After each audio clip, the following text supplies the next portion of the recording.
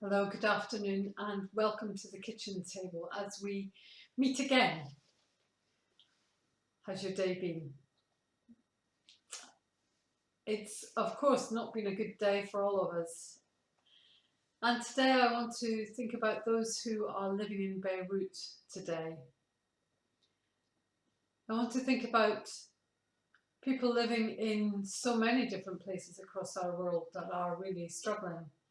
But certainly in Beirut, the force of the explosion that we have all witnessed through our television screens, I'm sure, or in our newspapers, that devastating blast that killed over 100 people. Of course, I think that will rise, injured so many more, thousands more people. And people were there left without home and shelter. A devastating impact. No matter where that were to happen, it would be a devastating event. But in the Lebanon, there have been under sanctions for many years. There already are people on their knees. Now, whatever your politics and whatever you believe, I think that it's really important to understand that whenever there are battles of power and whenever leaders have disputes and throw their weight around, the people who lose out are always the poor and the marginalised, usually the women and the children. And that's the same the world over. It doesn't matter whether you're talking about a government or a lack of government in Lebanon. It doesn't matter whether you're talking about people who live in the United Kingdom and have people in charge of our country making decisions that have huge impacts on their health and well-being. Or in America, where a response to COVID is at best, I think, questionable. All across the world we have leaders making choices and we have poor people suffering the consequences. In the Bible, as Jesus was having his feet washed in love, in preparation, if you like, for the grave, he said, the poor will always be with us. When there was an accusation of the wealth that was being wasted, the nard being used on his feet was a really expensive spice. And the house was filled with its fragrance. And yet Jesus said at that moment, the poor will always be with us.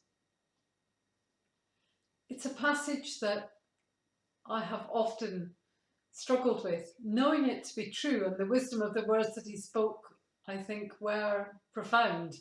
It doesn't matter what kind of country you live in, whether it's under communist rule, whether it's under a democratic rule, wherever you find yourself, in whatever nation, and indeed in every town, there will be pockets where the poor gather and the poor live. It is a reality of our world. But Jesus had spent 3 years walking amongst the poor, teaching us how to care for, how to notice, how to respond to everyone around us. The events in Beirut are shattering for the people who live there.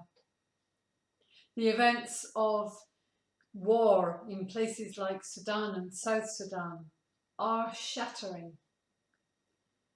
And the events of war and drought and famine for the people of Yemen are more shattering than words can even begin to describe. And I don't want to sit here and depress you all, but I think as Christians and indeed as community, we need to be honest when we let our gaze fall on those difficult aspects of our lives and of our world. And we need to perhaps look at how we can make a difference. whether it's in the intimacy of a relationship with somebody who might be struggling, or whether it's about nudging governments to behave in different ways and maybe saying, no, no, you can't do that in my name. Whatever it takes, an email to an MP, a question of those who lead our nation and nations across the world. Where is the compassion? Where is the love? And how can we move our world into a different place? Those images that we have seen over the last few hours have been harrowing, I think. But there are so many images that are like that. I think if we hold everything in prayer to God, He hears us. I know He hears us. But He also knows that we are His hands and feet. And He calls us to be active in our world, to be bringing about change and making a difference.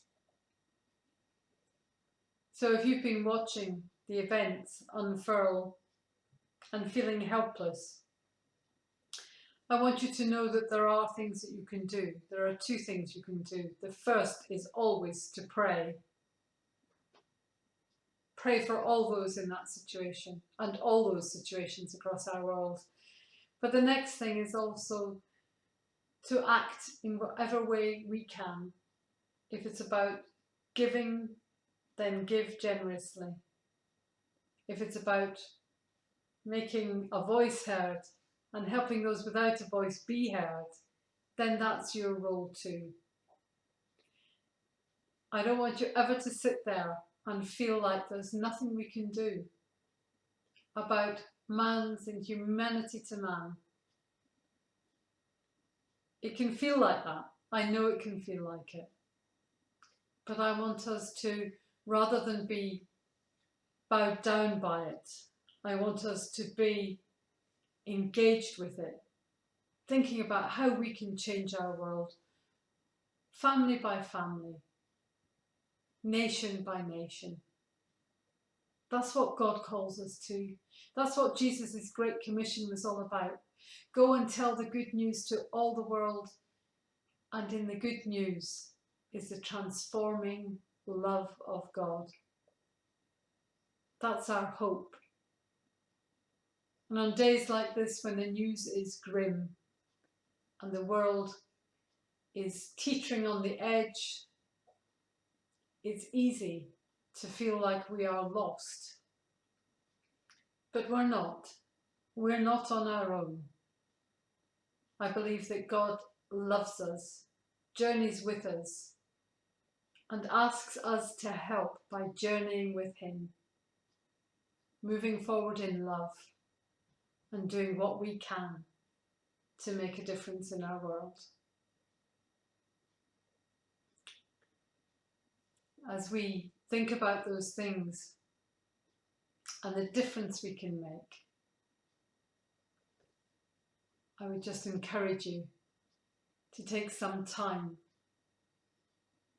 to offer it to God in prayer and to know that you are not alone. We'll be back tomorrow evening for the Transfiguration service.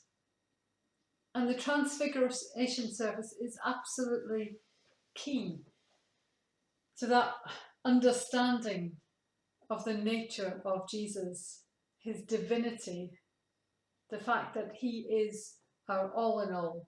He is God, and He chose to come down and not just to have mountaintop experiences of His glory, but to climb back down the mountain into our mess and dust and dirt and loss,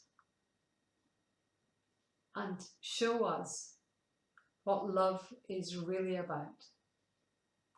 So I hope you come tomorrow evening as we join together for a service of celebration of the transfiguration of Jesus, knowing that it is one of the ways in which he shared who he was with you and with me. So we'll see you tomorrow night, and then back again on Friday for our final table talk before Katie's here at the Sunday service and Derek and I will head off on our holidays. Clint's going on holiday too, in a different direction. But take care, God bless, and we'll see you soon. Bye for now.